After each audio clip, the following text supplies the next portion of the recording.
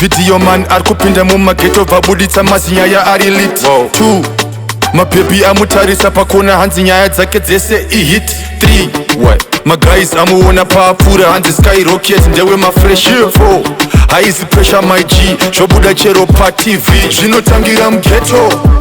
Hakuna kumwe kunotangira madhiri zvinotangira mugeto. Kana slang kana fame kana mangoma anotangira mugeto. Hakuna kumwe kunotangira madhiri zvinotangira mugeto.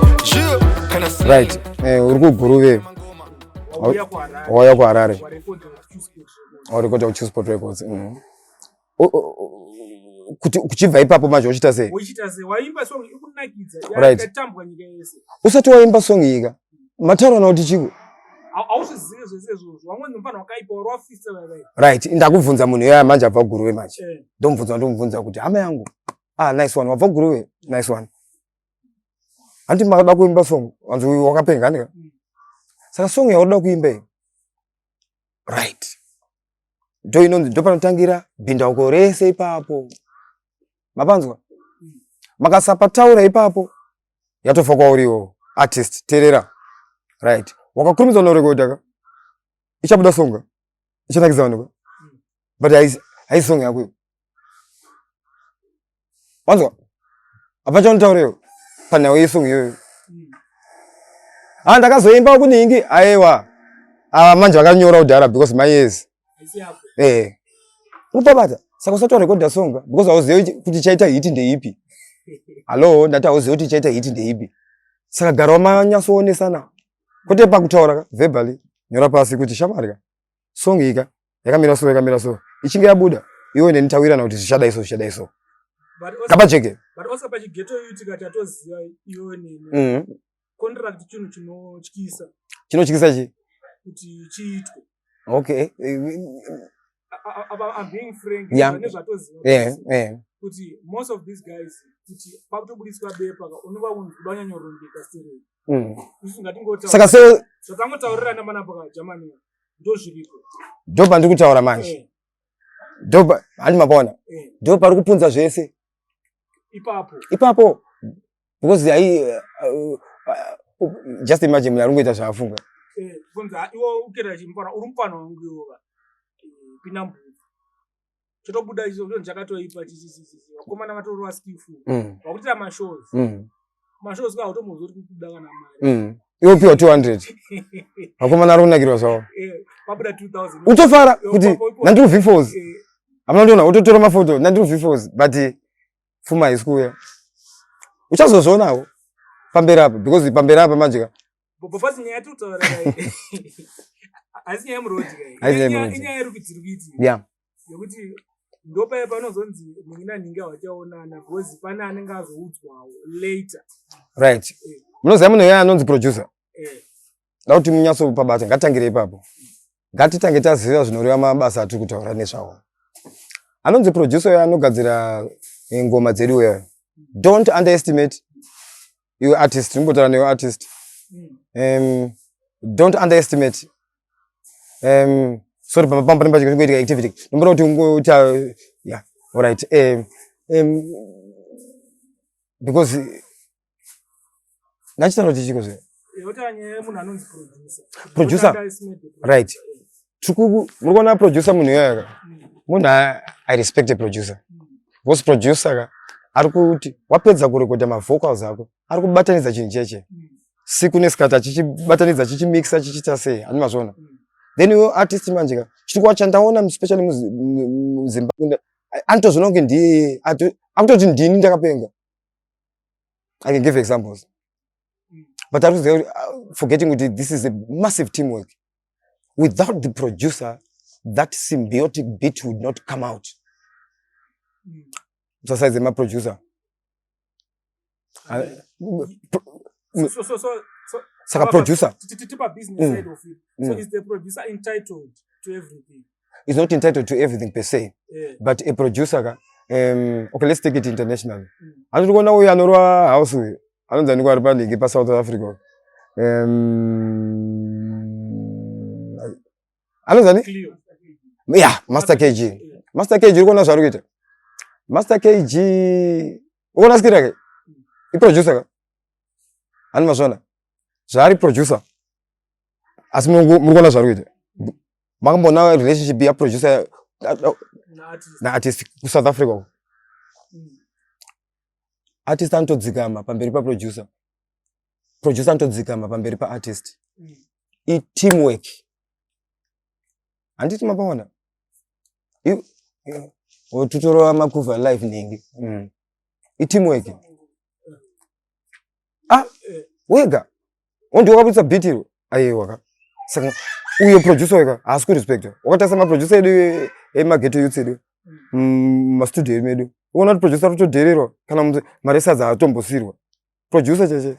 Ma artist antobuda panza vachitoconnecta vega. Producer anongodamwa. Anongodikana kana akunzi chibatanidza kachini. Yesh. Because amusikutarisa zvikuitika kunze. So pa business manje apasiri pe panozosvika ma producer akuti inini ndakumanage ma artist.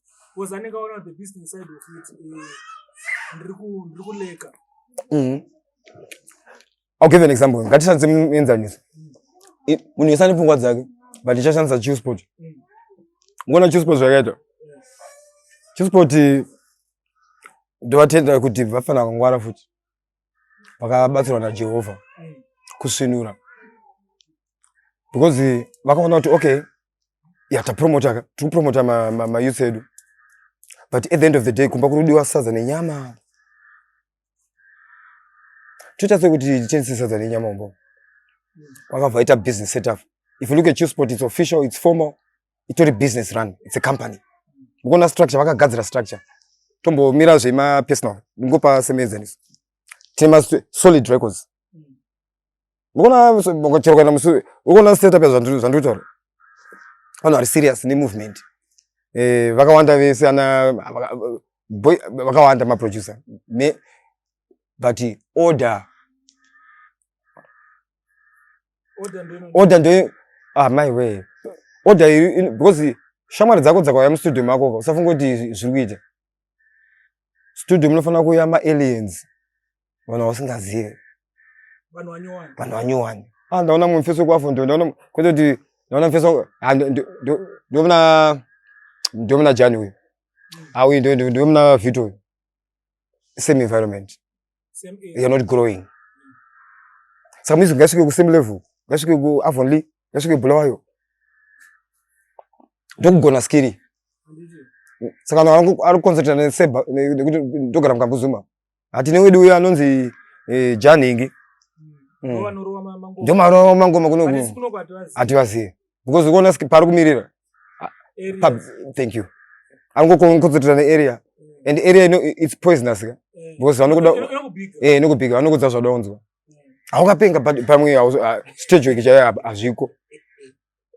Ndikutaura chokwadi. Kote munhu wese akuimba anofana kuimba. Ndo zvakufunga vanhu futi mazuva ano. And vanhu vakaona kufunga kuti ma-producer nokuti wangoita computer. Imi. Alright, trip hapo yo Oscar waimba yo. Tibotsana nguroti kwa waimba yo. Right. Okay. Aini nanga toriwo journey yangu because tofara maazika and semunhu anongo ina ndishike ku experiment. Ungatori serious kuti ndakutoimba. Guys, ndati. Ndoda kupindura. Information unokwanisa kuispreader mukuimba mukutaura save zvamunoziva nchita mukuactor anokona saka ndakati okay, how do I reach out to that audience not nevaimbi so you need to speak their language.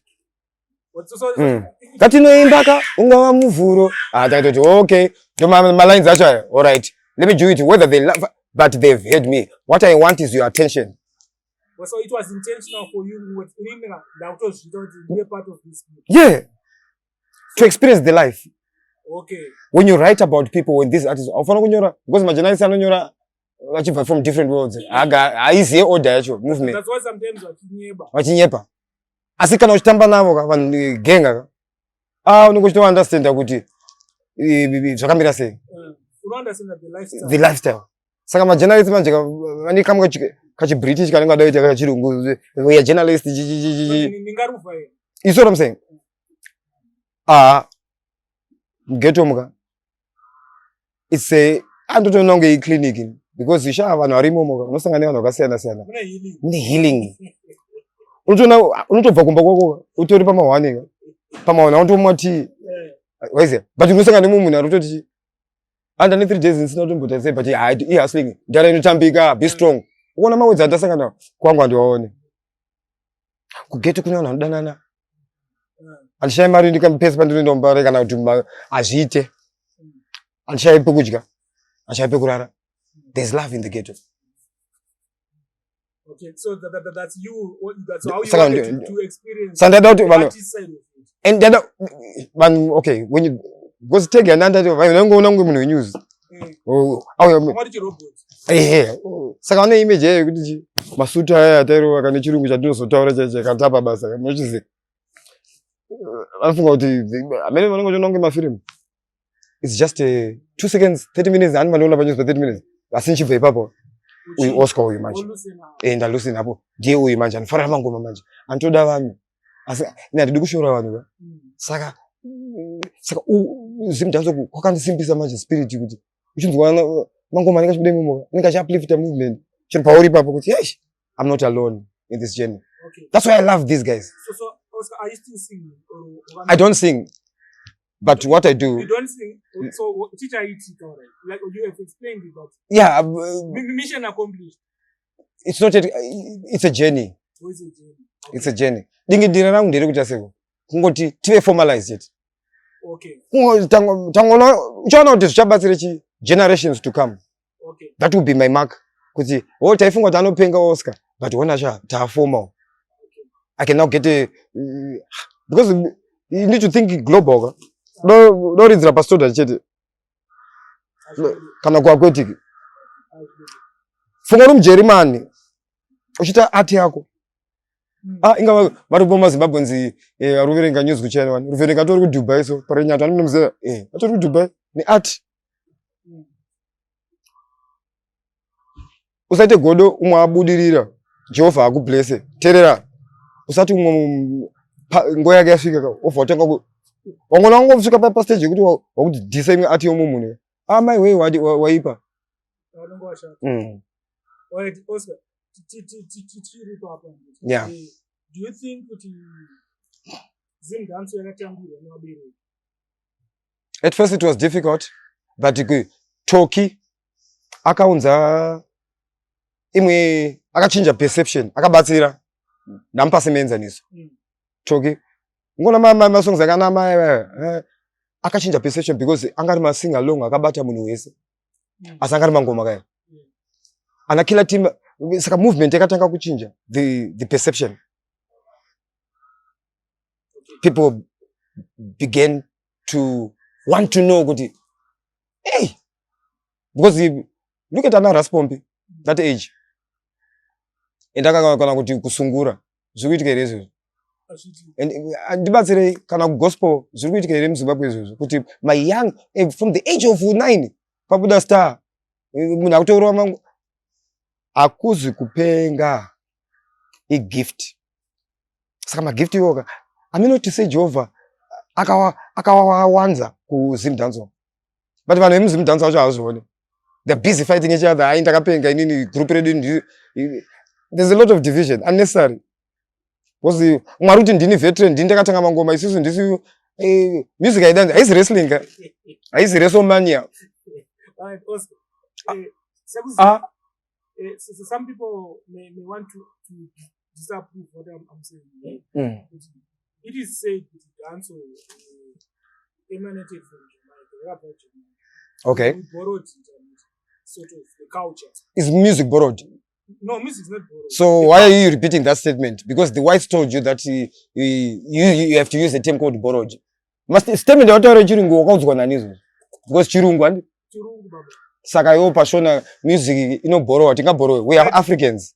We use the drum. So what has been borrowed? We are the same Africans. Why you? Because makafonyo rwani mafit. Wow. Zimdancehall stories. Jio. Ekuratidza ma true stories. But wakadisa chikwata muvengi wangu. What? You go die broke. Zvinotangira mughetto.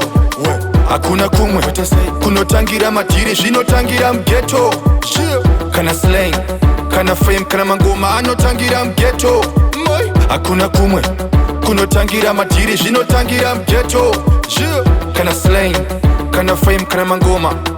1 video man arikupinda mumaghetto vabuditsa mazinyaya ari lit. 2 mabhebi amutarisa pakona hanzi nyaya dzake dzese ihit. 3 maguys amuona paapfuura hanzi skyrocket ndewe mafresh. 4 haizi pressure my G zvobuda chero